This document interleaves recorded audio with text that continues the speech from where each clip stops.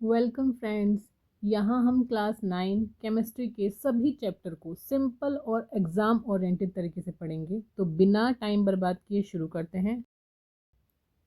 Friends, क्या आप जानते हैं, क्या आपने कभी सोचा है कि हम जिस चीज़ को छूते हैं, खाते हैं या पहनते हैं, वो आखिर बनी किस चीज़ से है?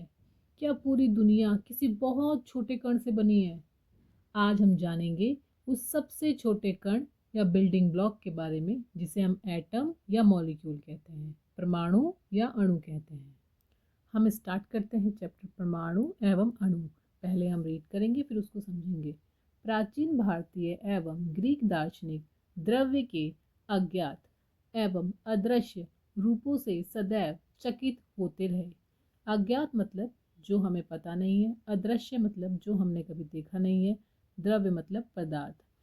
पदार्थ की विभाज्यता के मत के बारे में भारत में बहुत पहले लगभग 500 ईसा पूर्व विचार व्यक्त किया गया था। पदार्थ मतलब कोई भी वस्तु हो सकती है, उसकी विभाज्यता मतलब उसको कैसे हम तोड़ सकते हैं, कैसे हम डिवाइड कर सकते हैं। इस मत के बारे में भारत में काफ़ी टाइम पहले लगभग 500 ईसा पूर्व ही विचार व्यक्त किया गया था।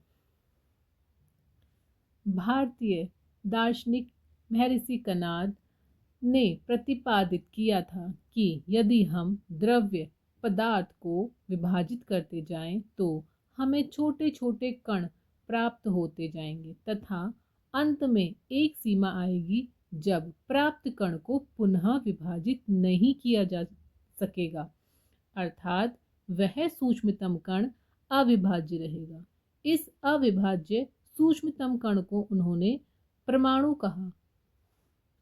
महर्षि कणाद ने क्या बताया, जैसे कि कोई पदार्थ है, जब इसको विभाजित करते हैं मतलब तोड़ते हैं और ये छोटे छोटे कण प्राप्त होते हैं और फिर इसको फिर विभाजित करते हैं, तोड़ते हैं, फर्दर इसको फिर विभाजित करते हैं, तोड़ते हैं, अंत में एक ऐसी स्थिति आती है जब इसको आगे पुनः विभाजित नहीं किया जाता, तो यह सूक्ष्मतम कण परमाणु या एटम कहलाते हैं।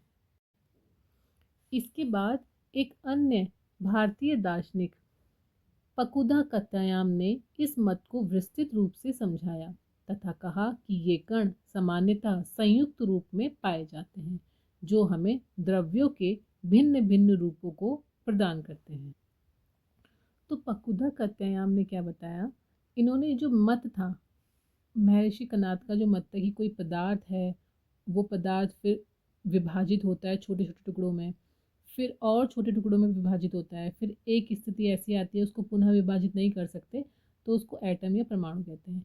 इस मत को पकुदा कत्यायाम ने और विस्तृत रूप से समझाया। इन्होंने बताया जो कण होते हैं, जो छोटे छोटे कण होते हैं, ये कण सामान्यतः संयुक्त रूप में पाए जाते हैं। संयुक्त रूप मतलब ये एक दूसरे से जुड़े होते हैं, ये सब जुड़ते हैं, आपस में जुड़ते हैं, फिर आपस में जुड़ते हैं, फिर एक पदार्थ बनाते हैं जो हमें द्रव्यों के भिन्न भिन्न रूपों को प्रदान करते हैं। ये जो कण है ये आपस में जुड़ेंगे, एक दूसरे से जुड़ेंगे, फिर द्रव्य का कोई एक रूप बनेगा। वो रूप भिन्न भिन्न हो सकते हैं, जैसे कि पत्थर हो गया, लकड़ी है, कुर्सी है, पानी है, हवा है, आदि बहुत से पदार्थ हैं। ये भिन्न भिन्न रूप हमें कब मिलते हैं, जब ये जो कण होते हैं, छोटे छोटे जो कण होते हैं, ये कण संयुक्त रूप में पाए जाते हैं और द्रव्यों या पदार्थों के भिन्न भिन्न रूपों को प्रदान करते हैं। ये बताया पकुधा कत्यायाम ने। लगभग इसी समय ग्रीक दार्शनिक डेमोक्रिटस लियूसिपस ने सुझाव दिया, यदि हम द्रव्य को विभाजित करते जाएं तो एक ऐसी स्थिति आएगी जब प्राप्त कण को पुनः विभाजित नहीं किया जाएगा। उन्होंने इन अविभाज्य कणों को परमाणु अर्थात अविभाज्य कहा था। ये सभी सुझाव दार्शनिक विचारों पर आधारित थे। इन्होंने भी वही सेम चीज़ बताई। डेमोक्रिटस ने, इन्होंने बताया कि जब हम द्रव्य, कोई भी द्रव्य या पदार्थ है, उसको विभाजित करते हैं, जैसे ये पदार्थ है, इसको विभाजित किया मतलब तोड़ दिया, और एक ऐसी स्थिति आएगी, फिर तोड़ा और फिर तोड़ा, फिर एक ऐसी स्थिति आएगी जब पदार्थ को पुनः विभाजित नहीं किया जा सकेगा। ये वो स्टेट है जब इसको पुनः विभाजित, पुनः तोड़ा नहीं जाएगा। तो उन्होंने इस अविभाज्य कणों को परमाणु कहा। क्या कहा? परमाणु, अर्थात अविभाज्य मतलब आगे जो नहीं टूट सकता। और ये सभी सुझाव दार्शनिक विचारों पर आधारित थे। ये सभी सुझाव दार्शनिक विचारों पर आधारित थे। इन विचारों की वैधता सिद्ध करने के लिए 18वीं शताब्दी तक कोई अधिक प्रयोगात्मक कार्य नहीं हुए थे। मतलब ये दार्शनिक विचार थे, ये जो फिलोसोफर थे उनके विचार थे, इसमें कोई प्रयोगात्मक कार्य ज़्यादा नहीं हुए थे। कब तक? 18वीं शताब्दी तक। 18वीं शताब्दी के अंत तक वैज्ञानिकों ने तत्वों एवं यौगिकों के बीच भेद को समझा। मतलब तत्व, एलिमेंट्स और यौगिक, इनके बीच क्या भेद, क्या अंतर है, इसको समझा, जिसे हम आगे समझेंगे। तथा स्वाभाविक रूप से यह पता करने के इच्छुक हुए कि तत्व कैसे तथा क्यों संयोग करते हैं। मतलब जो तत्व होते हैं वो क्यों संयोग करते हैं, आपस में क्यों मिलते हैं। जब तत्व परस्पर संयोग करते हैं, मतलब आपस में संयोग करते हैं, आपस में मिलते हैं, तब क्या होता है। ये सब क्वेश्चन कब आए? 18वीं शताब्दी के आसपास, या फिर कह सकते हैं 18वीं शताब्दी के अंत में ये सभी प्रश्न उठे। इन सभी प्रश्नों पर वैज्ञानिकों ने विचार किया। तो गाइस, आज के इस चैप्टर में हमने क्या पढ़ा? हमने जो भी चीज़ देखते हैं, पानी, हवा, लकड़ी, लोहा, कुर्सी, सब बहुत छोटे छोटे कणों से बने होते हैं, और इन छोटे कणों को क्या कहते हैं? एटम कहते हैं। ये हमने आज इस क्लास में पढ़ा।